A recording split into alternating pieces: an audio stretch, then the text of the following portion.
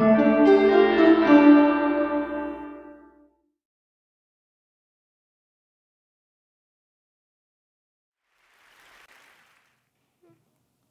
go.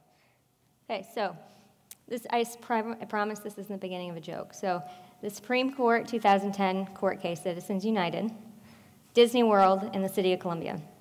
They all have a really important thing in common. I promise that they do.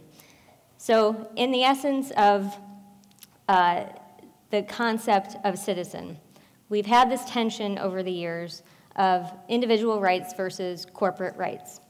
And in 2010, there was a landmark Supreme Court case called Citizens United. In that case, Citizens United is a nonprofit organization. In 2008, it wanted to provide these politically targeted advertisements that were going to air just days before the 2008 Democratic presidential preference primary. And at the time, the McCain-Feingold law, which prevented any kind of nonprofit, any kind of corporation, and any kind of union from putting those targeted ads on, spending any of their money to do that, was a challenge for them, and they sued, trying to get the right to be able to do that. So in a landmark decision, the Supreme Court said, no, they're well within their rights to do that. Citizens United can pay for any kind of political ad that they want. In fact, if we try to stop them, that's actually infringing on their free speech rights. And the reason for that, they said, is that all that corporations are a loose association of citizens, and citizens, of course, have the right to free speech.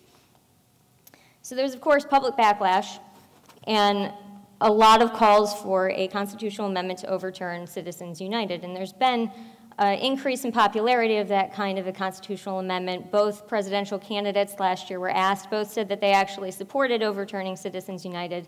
And polling for overturning Citizens United is at something like 70% of all Americans. So is this really the crux of what corporate rights are? We've really been led to believe, with the way that we have public discourse on citizens' rights versus corporate rights, that this is really the end-all be-all, that if we just overturn Citizens United, then we'll be fine. We'll go back to a situation where individuals have power, they can influence the government. But that's really not true. I mean, when you look at the individual and corporate rights, you have to look at places like Disney World. And Disney World is one of the most magical and beloved places on earth, but it's also a very carefully curated and very tightly controlled private government. So in the early 60s, when Walt Disney wanted to create Disney World, he started buying land in Florida, and he created several shell companies to also buy some of this land in Florida. And when they did that, he went to the Florida legislature and convinced them to turn it into a political subdivision, one that he could have complete control over. And he built the resorts within the land. He built 2 small cities that are in the land. And the sole citizens in both of these cities are employees of Disney. They're hand-selected by Disney. And within all of this area, he created this district called the Reedy Creek Improvement District.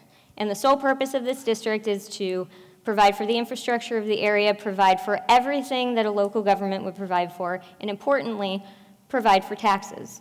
So every year, Reedy Creek Improvement District brings in over $70 million that go directly to Disney to do whatever they want to do with it. So really, when we're looking at Disney through this corporate lens, this is the kind of struggle between individual and corporate rights that we need to look at. We need to look at these places where instead of influencing through corporate money, corporations are now just stepping into the role of government bodies and taking over these powers. And this isn't really something new either. In the 1960s, Disney might be the most popular and largest of these kinds of districts. But over the course of time, all 50 states have adopted laws that allow these kinds of districts to happen, and all major municipalities have them.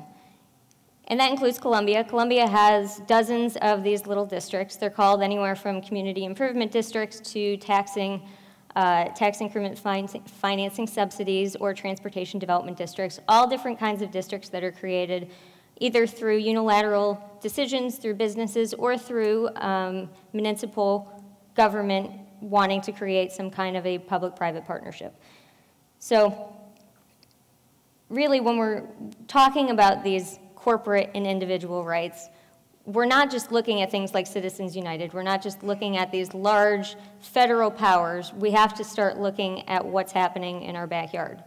In the Transportation Development District area, for example, you look at the state of Missouri, and just this week the auditor released that there are a number of improvement districts that are not actually complying with the law. But Missouri law doesn't actually have a way for them to be punished for that. So we have no recourse to be able to do anything about that. Does getting rid of that law actually do anything more either? What I would say is that what we also need to remember in this struggle between corporate and individual rights is not just to look at the corporations. It's not just to look at what kind of corporations have rights, what kind of powers that we're giving to these corporations. It's that we need to look at what kind of rights we still have for ourselves. Because while we're waiting for things like a Citizens United overhaul, or we're waiting for things like the legislature to change laws in the state of Missouri, we can enact, or we can use our own rights, we can use our own powers. As individuals, we still have our own right to free speech. We have our own right to vote. We have our right to sunshine request. We have our right to go to public meetings. And all of these things happen on a daily basis. All of these districts provide the avenue for corporations to come in and add additional taxes. In each transportation district, additional taxes are put on things like grocery stores and hotels and restaurants and things that we use every day.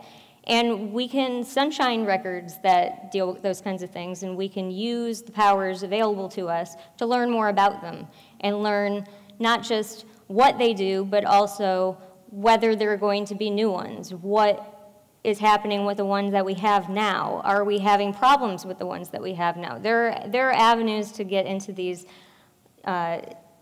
struggles between individual and corporate rights, and it's important to remember that one of these things that Citizens United has reminded us is that we have a very important power of speech, and using it to raise our voices and ask these hard questions and talk to each other and talk to our elected representatives, all of these things are important. And even the smallest of us, with our freedom of speech, have the ability to use our voice, and so I would encourage everyone to use it.